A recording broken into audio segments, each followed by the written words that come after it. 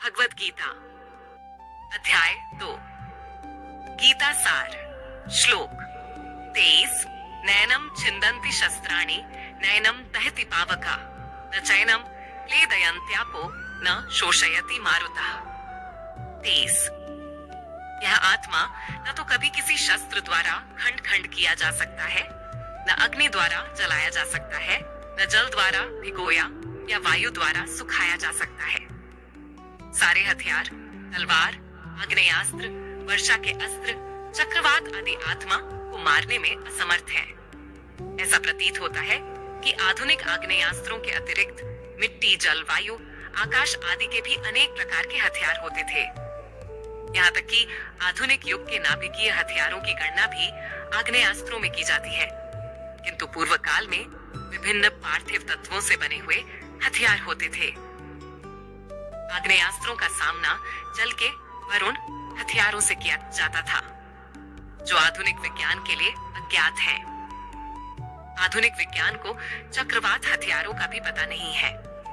जो भी हो, आत्मा को न तो कभी खंड खंड किया जा सकता है, न किन्हीं वैज्ञानिक हथियारों से उसका संहार किया जा सकता है, चाहे उनकी संख्या कितनी ही क्यों न हो।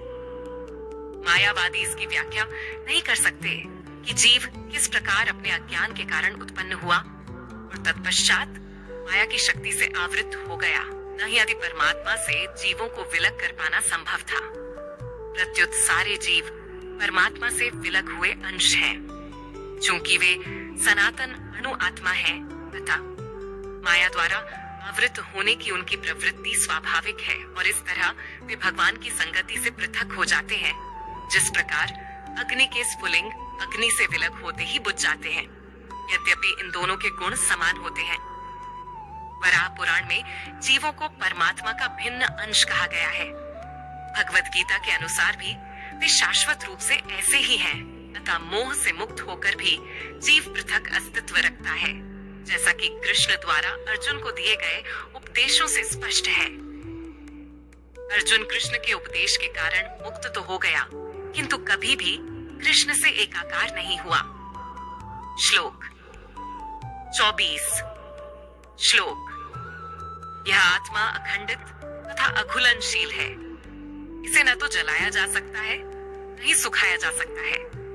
यह शाश्वत, सर्वव्यापी, अविकारी, स्थिर तथा सदैव एक सा रहने वाला है।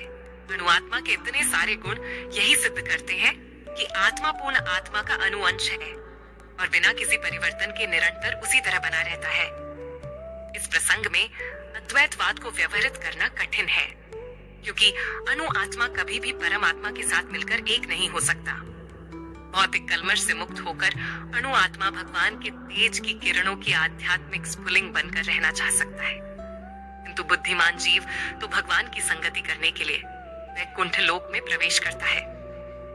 सर्वगत शब्द महत्वपूर्ण है, क्योंकि इसमें कोई संशय नहीं है कि जीव भगवान की समग्र सृष्टि में फैले हुए हैं। वे जल, थल, वायु, पृथ्वी के भीतर तथा अग्नि के भीतर भी रहते हैं। जो यह मानते हैं कि वे अग्नि में स्वाहा हो जाते हैं, वह ठीक नहीं है, क्योंकि यहाँ कहा गया है कि आत्मा को अग्नि द्वारा जलाया नहीं जा सकता। अतः इसमें संदेह नहीं कि सूर्य लोक में भी उपयुक्त प्राणी निवास करते हैं। यदि सूर्य लोक निर्जन हो तो सर्वगत शब्द निरर्थक हो जाता है।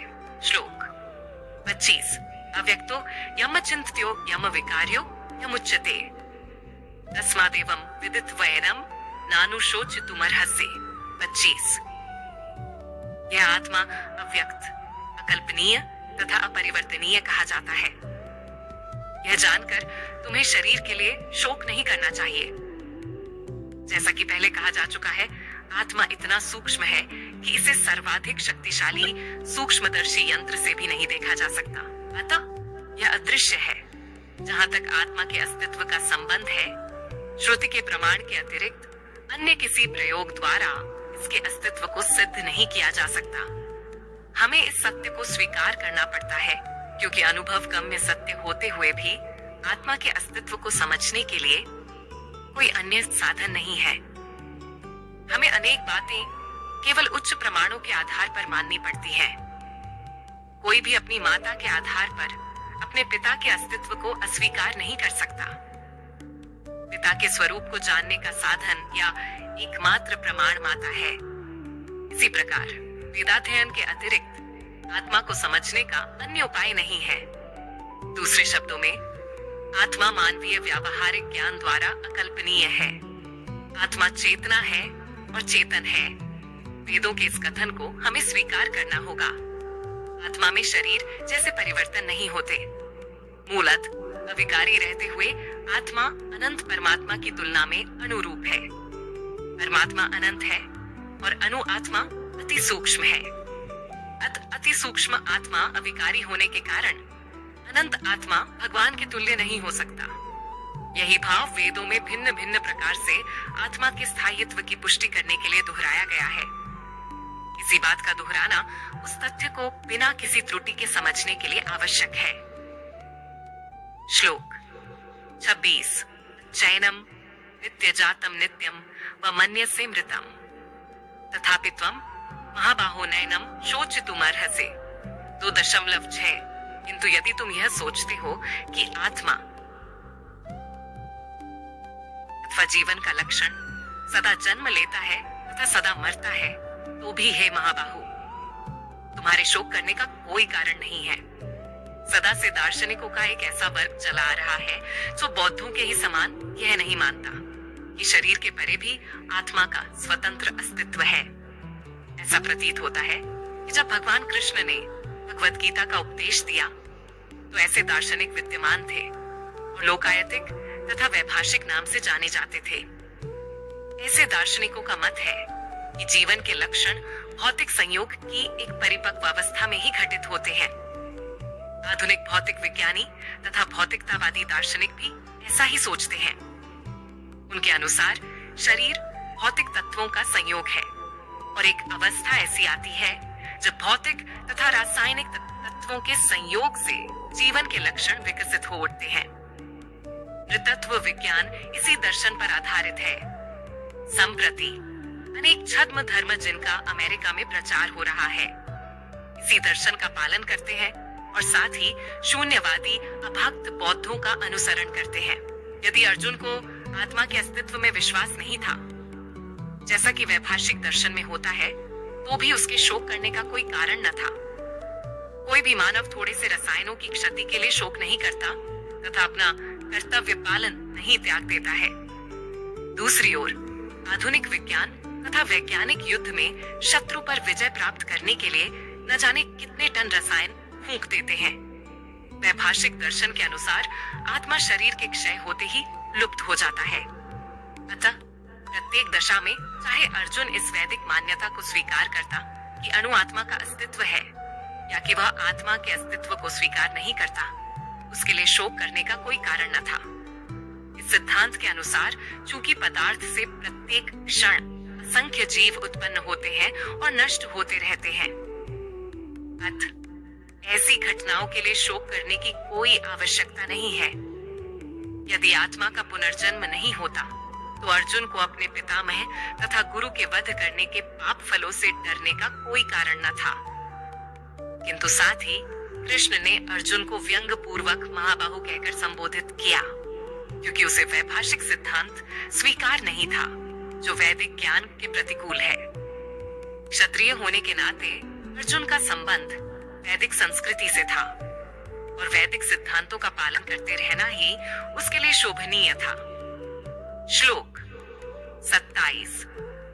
जातस्य हि ध्रुवो मृत्युर्ध्रुवम् जन्म मृतस्य च तस्मात् परिहार्यर्थे न त्वं शोचितुमर्हसि। 27। जिसने जन्म लिया है उसकी मृत्यु निश्चित है और मृत्यु के पश्चात पुनर्जन्म भी निश्चित है। अतः अपने अपरिहार्य कर्तव्य पालन में तुम्हें शोक नहीं करना चाहिए। मनुष्य को अपने कर्मों के अनुसार जन्म ग्रहण करना होता है और एक कर्म अवधि समाप्त होने पर उसे मरना होता है जिससे वह दूसरा जन्म ले सके। इस प्रकार मुक्ति प्राप्त किए बिना ही जन्म मृत्यु का यह चक्र चलता रहता है। जन्म मरण के इस चक्र से वृथा हत्या, वध तथा युद्ध का समर्थन नहीं होता, किंतु मानव समाज में शांति तथा व्यवस्था बनाए रखने के लिए हिंसा तथा युद्ध अपरिहार्य है। कुरुक्षेत्र का युद्ध भगवान की इच्छा होने के कारण अपरिहार्य था और सत्य के लिए युद्ध करना क्षत्रिय का धर्म है। अत अपने कर्तव्य का पालन करते हुए वह स्वजनों की मृत्यु से भयभीत या शोकाकुल क्यों था? वह विधि कानून को भंग नहीं करना चाहता था, क्योंकि ऐसा करने पर उसे उन पाप कर्मों के फल भोगने पड़ेंगे जिनसे वह अत्यंत भयभीत था। अपने कर्तव्य का पालन करते हुए वह स्वजनों की मृत्यु को रोक नहीं सकता था, और यदि वह अनुचित कर्तव्य पथ का चुनाव करे तो उसे नीचे गिरना होगा। श्लोक 28। अव्यक्तादीनि भूतानि व्यक्तमध्यानि भारत अव्यक्त निधनान्येव तत्र का परिदेवना। सारे जीव प्रारंभ में अव्यक्त रहते हैं, मध्य अवस्था में व्यक्त होते हैं और विनष्ट होने पर पुनः अव्यक्त हो जाते हैं। अतः शोक करने की क्या आवश्यकता है?